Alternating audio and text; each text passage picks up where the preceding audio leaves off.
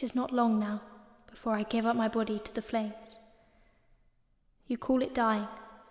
It's something humans approach with fear. Fear of the unknown. Which is known to you. Who knows it? Everyone. Why do you not believe your prophets? Prophets have always been disbelieved.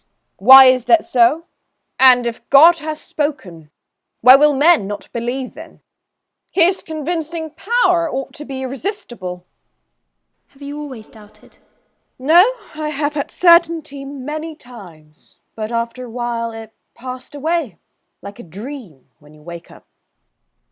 It is not easy to be human. You see that? You understand? I do. Listen! Did heaven not send its son down to earth to receive the complaint of humankind? Thus it happened. And how was he received? How did he fill his mission? To answer with another question. And if I may reply with still another, was not man's position bettered by his visit to the earth? Answer truly. Bettered? Yes, a little. A very little. But instead of asking questions, will you not tell the riddle? Yes. But why? You will not believe me. I shall believe, because I know who you are. Then I shall tell. In the morning of the ages, before the sun was shining, Brahma, the divine primal force, let himself be persuaded by Maya, the world mother, to propagate himself. This meeting of the divine primal matter with the earth matter was the fall of heaven into sin. Thus, the world, existence, mankind are nothing but a phantom, an appearance, a dream image. My dream! A dream of truth. But, in order to free themselves from the earth matter, the offspring of the heavens seek privation and suffering. There you have suffering as a liberator. But this craving for suffering comes into conflict with the craving for enjoyment or love. Do you now understand what love is, with its utmost joys merged into its utmost sufferings, with its mixture of what is most sweet and most bitter? Can you now grasp what woman is, a woman through whom sin and death found their way into life? I understand. And the end? You know it. Conflict between the pain of enjoyment and the pleasure of suffering, between the pangs of the penitent and the joys of the prodigal. So, it is a conflict? Conflict between opposites produces energy, as fire and water give the power of steam. But peace, rest? You cannot ask any more, and I can no longer answer. The altar is already adorned for the sacrifice. The flowers are standing guard, the candles are lit, spruce boughs have been spread in the gateway. You say this calmly. It's as if suffering doesn't exist for you. You think so? I have suffered all your sufferings, but in 100-fold degree, for my sensations were so much more acute. Relate your sorrow. Poet, could you tell you also that not one word went too far? Could your word at any time approach your thought? No, you are right. To myself I appeared like one struck dumb. And when the mass listened admiringly to my song, I found it mere noise. For this reason, you see, I've always felt ashamed when they praised me. And then you ask me. Look me straight in the eye. I cannot bear your glance. How could you bear my world then, were I to speak in your tongue? But tell me at least before you go, from what did you suffer most of all down here? From being. To feel my vision weakened by an eye, my hearing blunted by an ear, my thought, my bright and buoyant thought, bound in labyrinth coils of fact. You have seen a brain roundabout and sneaking paths. Well, that is because all the right-minded think crookedly. Malicious, always malicious, all of you. How could one possibly be otherwise? First of all, I now shake the dust from my feet, the dirt and the clay. My shoes shall be burned. Perhaps I could burn my shawl at the same time. And I my roses, of which only the thorns are left. My bills can go, but never the net. The diamond that opened the door, it is for you. The harness that kept me in fealty for too long. My plainness, my sorrow. I give my ear for my eye. Hurry up, hurry up. Life is short.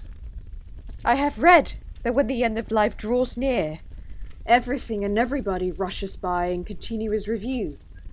Is this the end? Yes, it is my end. Farewell. Give us a parting word. No, I cannot. Do you believe that your words can express our thoughts? I am cast off by God and persecuted by man. I am deserted by the government and scorned by my colleagues. How am I to believe when nobody else believes? How am I to defend a God that does not defend his own? Nonsense. That's what it is. Damn this book and let it burn. Do you know what that is? A martyrology. A calendar with a martyr for each day of the year. Martyr? Yes, someone that has been tortured and killed on account of their faith. Tell me why. Do you think that all who are tortured suffer, and that all who are killed feel pain? Suffering is said to be salvation and death a liberation. Just pasting. Just pasting. Until there is nothing more to paste. And if heaven should split in twain, you would try to paste it together. Leave us. Are there no double windows in this castle? Not one, I tell you. Well, then I'll go. The parting hour has come, the end draws near. And now farewell, thou dreaming child of man, thou singer who alone knows how to live. When from thy winged flight above the earth, at times thou sweepest downward to the dust, it is to touch it only, not to stay. And as I go, how in the parting hour, as one must leave for a friend a place, my heart with longing swells for what one loves, and with regret for wherein one failed.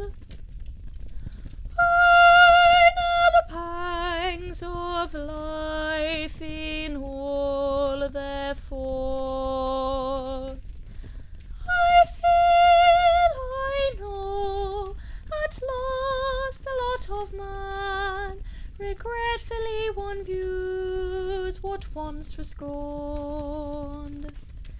For sins one never sinned, remorse is felt.